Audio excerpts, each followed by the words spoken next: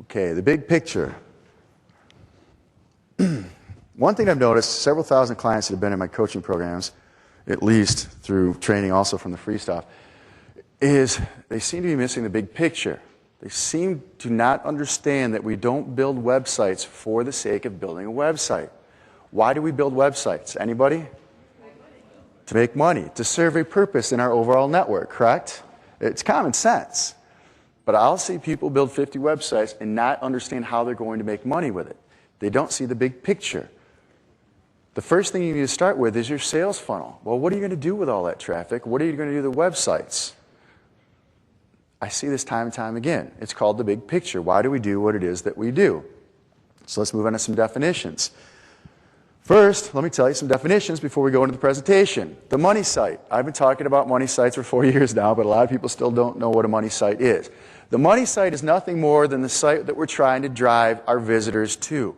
It's the site that the entire feeder network, the mini network of sites, are supporting in one fashion or another. The money site is where we're trying to get the visitors to and or rank higher in the search engines. So the money site is simply the focus of that network that you're building. If you're building a network of sites, if you've got social profile pages, if you've got Facebook, MySpace things going, you build a couple WordPress blogs, they should all be built to support the money site. Now, a money site can be an affiliate product for somebody else. A money site can be an opt-in page, it can be a sales letter, it can be a blog, it can be anything. The only thing that makes it a money site is that it is the purpose of why you are doing what you do everywhere else. It's your main site. You can sell another affiliate product on it. You can do simply as an opt-in page. Does everybody understand that concept? I just want to make sure, because it's very important. It's the site that we care the most about in our network. It's the site that we're building everything else to support. Feeder site supports the money site. That's why I call it a feeder site. It feeds whatever it is we want it to feed, and it feeds it to the money site. Its purpose in life is to send traffic, links, opt-ins, or page rank to the money site, any combination thereof, or just one of them.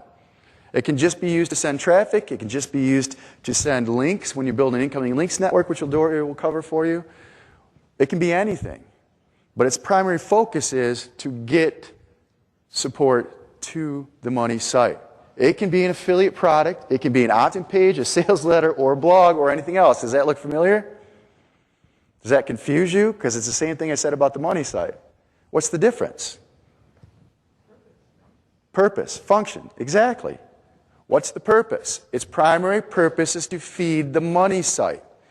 The money site's the one that we care most about in this world. But I will show you real-life examples of feeder sites that serve the purpose of feeding the money site, but they have other things going on themselves. Just like its money site, its purpose is to support the money site in some way, shape, or form. So really, the only difference between a money site and a feeder site is where it stands in your sales funnel. Does everybody understand what a sales funnel is? You bring people in to your sales funnel and you get them to take the action where you can make money or build a lead list, whatever. So the only difference between a feeder site and a money site is the feeder site is there to support the money sites. So when you have to sacrifice, like a sacrifice fly to right field, so the guy can come home in a baseball game, do you think that guy wants to get up and bat out to the field and do you think he wants to do that? But for the greater good of what? The team, he did the sacrifice pop out to right field. Same thing applies. If we have to sacrifice something in our network, what will we sacrifice? Feeder sites. You guys are getting this. Good. But these are the things that we have to understand. Another big problem that I see is people don't understand what an offer is. I see feeder sites that don't have an offer. I see feeder sites, thousands of them, that I don't understand how it's supporting the money site. But they'll tell me it's a feeder site, but I don't understand how it's supporting. I see money sites without an offer on them. So let's talk about what an offer is. An offer is you're offering somebody something of value. Doesn't matter what it is, you're offering them something. It could be a report, it could be a widget, it could be a consultation on the phone. You have to offer them something. But there's components of an offer that most people miss. You have to give them a reason why they should believe you that your product or widget is the best. You can't just say, mine is the best, click here. You're probably going to have to convince them, if you have enough room to convince them why yours is the best. You have to give them a reason why. You have to give them a reason why you're offering them this offer. For example, the reason why mine is the best is because I've spoken at famous internet marketing seminars, done this for years, blah, blah, blah, put my testimonials up. I established myself as authority using testimonials, so that's why they should believe me. But why do they need my product? You have to also convince them why they need it and why you're offering it. So you might say, we printed up some DVDs, the labels were a little bit light, I can't sell them at full price, so I'm selling them at a discount. Doesn't that sound like a reason why? It's the truth, it happened to us. Anthony's brother came and said, you know what, the inkjet, we do duplications in-house for a couple hundred print runs at a time. If we do more than a couple hundred, we do it out-house. So in-house, we were doing some duplications of our DVD sets, and Anthony's brother came to me and said, you know, the printer ran out of ink when we were printing these last batches. You could still read the label, but it wasn't perfect. So what did I do? I had an inventory reduction sale. My reason why was Anthony's brother said the ink ran low. Before he caught it, we produced several sets of these. Here you go. It's a reason why. But there's very good books. If you read the historical books that are out there, there's books that talk about developing your reason why. You always have to tell a story. One thing that we learned in sales is storytelling sells. So tell a story if you can tell the story. Give them a reason why they should buy yours. Give them a reason why it's the best. Give them a reason why it can be so cheap today versus why it's not so cheap tomorrow. Give them a reason why. You have to have a call to action. People miss this time and time and time again. They put up banners on their websites, and the banner says, widget reviews. All it says is widget reviews. Is there a call to action in that? Do you know what you're supposed to do? If you see a banner that says widget reviews, what are you supposed to do? Call to action is telling them what to do, getting them to take the action that you want them to take. Enter your name and email address below is what? It's call to action. You're telling them to enter their name and address to below. You don't put an opt-in form up and just put a form that says email and name, do you? People do it. But you literally want to tell them, enter your name and address below. If you want them to click a banner, does it make sense to put click here on the banner? I think so. So, my YouTube channel. I had YouTube subscribers to my channel, but I wanted more. And I advertised my YouTube channel all over the place. But I thought, you know, I want to really increase the number of subscribers I have to my YouTube channel because YouTube has certain benefits available to people who have high subscription rates. So I said, what can I do? Well, I'm going to tell them what to do. On my YouTube channel, what do you think it says? Click the orange subscribe button now. Doubled, tripled, and quadrupled the number of people actually subscribing to my YouTube channel because I gave them a call to action. And I had to do it in a fancy way because I can't really control YouTube, so I had to go into my description and I had to write it so it appeared next to the orange button on the page. So I go even further now, and in my email correspondence, when I say check out my 55 free video tutorials completely free on YouTube, when you get there, what do I say? When you get there, make sure you click the orange subscribe button. So in my emails, I'm telling them what to do. When they get there, my profile, instead of saying Jeff Johnson at the top, it actually says click the orange subscribe button. And it actually has done a great job for increasing it. So you have to have a call to action. And an offer is not an offer without a deadline. Now, you don't always have to give your deadline in advance. You don't have to send out your first email and say, buy today, the price goes up in 3 days. Normally what I prefer to do is send out the first email, say, buy today, the price is great, it's an introductory price. But I don't talk about how the price is going up. I don't want to apply pressure quite yet. Why do I wait till the next email? Because I want to have an excuse to mail them again. I mailed you the other day about this new product. It was $97. The price is going up in 3 days. If you're at all interested, check it out right now. Click here, head over to the site, and buy it today. You have to give them a deadline. So the deadline does not have to be in your first attempt to get them to buy. If you're in an email marketing situation, you don't have to put the deadline in the first time you contact them. On a sales page, though, you normally want to have the deadline in the sales page if you can put it in there. Say in the first 250 people that buy, get it at $97. After that, the price goes up to $147. Then you want to put the deadline in there. But an offer is not an offer without a deadline. So if you look at every piece of copy you write, whether it's an email correspondence or a banner ad or a sales letter, if you apply these 4 fundamental things, just sit back and look at it and say, what am I offering them? Can I tell by looking at this page quickly and easily what it is that I'm offering? If you can't tell right away what it is that you're trying to offer these people, there's too much confusion on the page. Clarity of the offer. What is it that you're offering? Did you give them a reason why they should believe you? Did you use testimonials? Did you tell them a story, a reason why they should believe you? Did you use a call to action? One thing that I tested on one of my opt-in pages is I was giving away free reports, free videos, and I tested free videos, click here, free reports, click here, and then the other phrase I used was check this out. I thought for sure that the free videos, click here type stuff would work. But after 20,000 opt-ins, guess what phrase got them to take the action when I'm offering them free videos? Check this out. So you'll see a lot of times on my websites and in my emails, I'll simply say, check this out. I tested after 20,000 opt-ins for a particular product. Check this out was the clear winner. It's call to action, and they respond to it. Check this out is the one that got folks to click to opt-in? Yep. No, to click to, on the page, it was, here's the report, check it out to get more, go to the opt-in page, check this out, get them to click the link to go to the opt-in to get the rest of the report. So check this out was the call to action that works best. So you'll see me use that a lot these days too. Is everyone clear on what an offer is? Because this is one of the fundamental problems I see time and time again.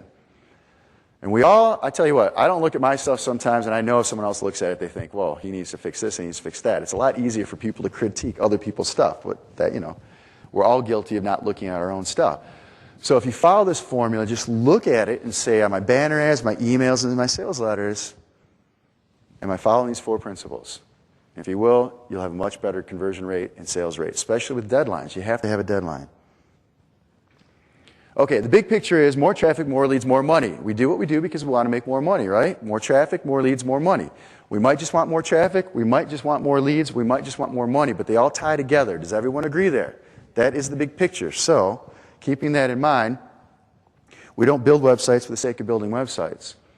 Everything that you should do should add value to the big picture, which means, is it leading to more traffic? Is it leading to more sales? Is it leading to more leads? Everything that you do needs to lead to the big picture, which is more money, more leads, more traffic. Don't build sites for the sake of building websites. Everything that you do should add value to the big picture, more traffic, more leads, more money. Can I move on at this point? Does everyone understand this? You don't understand from my viewpoint, though. If people paying me a lot of money every month, and these are the biggest problems I see, and I've been doing this for years, all this is in the training material. People pay to have access to the training material.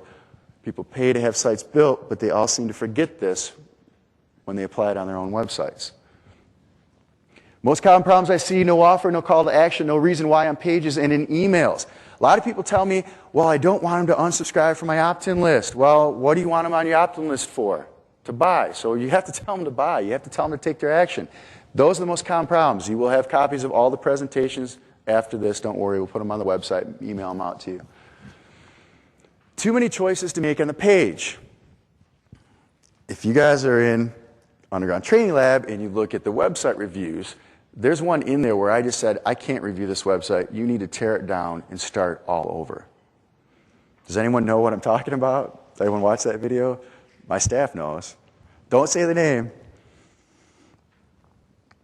He had every market conceivable being promoted on the same web page, on the same website.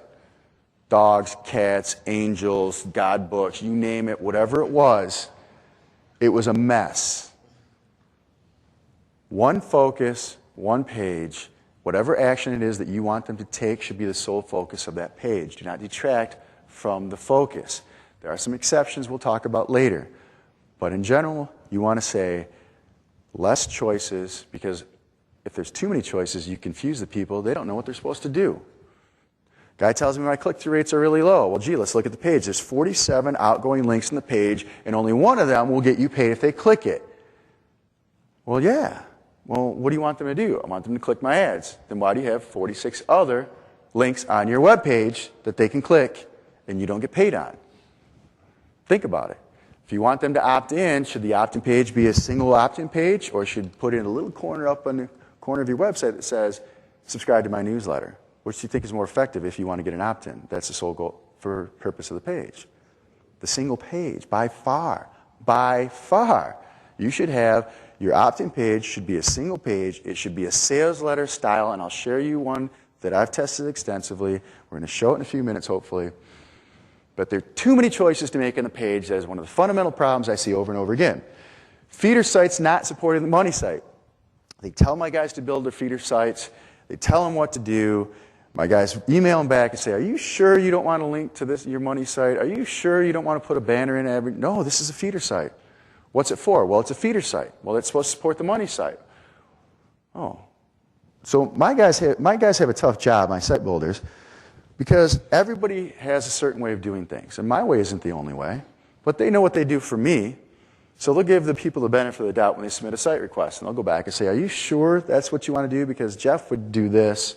Jeff would at least have a banner on the site that advertises the money site. Because we built your money site. We know what it is. It's in the same market. So we know you have a money site. And you're asking us to build feeder sites that are based in the same market. And you call it a feeder site. So why don't you have any way for the people on your money feeder sites to get over to your money site? We see it time and time again. So then sometimes the people say, oh, you're absolutely right, do whatever you think is best. And other times the people say, no, do it my way. And that's it. So my staff has a tough job. They're going to build the sites that you tell them to build, but sometimes they'll come back and ask questions. There's glaringly obvious things that are missing or wrong with the request, and they'll try to come back to you. But you have to remember, they're supposed to build what you tell them to build, and sometimes you want a site built for a particular reason. So they'll come back, ask you a question. If not, they'll build it. Bad copywriting. The one thing everyone needs to learn is copywriting. That's all there is to it. I see terrible copywriting. Before I ever accepted an email, before I ever wrote a sales letter, before I even wanted to accept emails, I still joined John Carlton's Platinum Group when I first got started. Because I knew that even if I wasn't collecting emails, I still had to know how to write copy. So bad copywriting is a big problem. Inside the Underground Training Lab, there's a free copywriting course that I paid to acquire the rights to. It's a very good course. It's still being sold today for hundreds of dollars. You get it for free. It's in the bonus section of the Underground Training Lab. It's a very good copywriting course. John Carlton is another gentleman that I follow quite closely. He's also a personal friend of mine now, but he wasn't.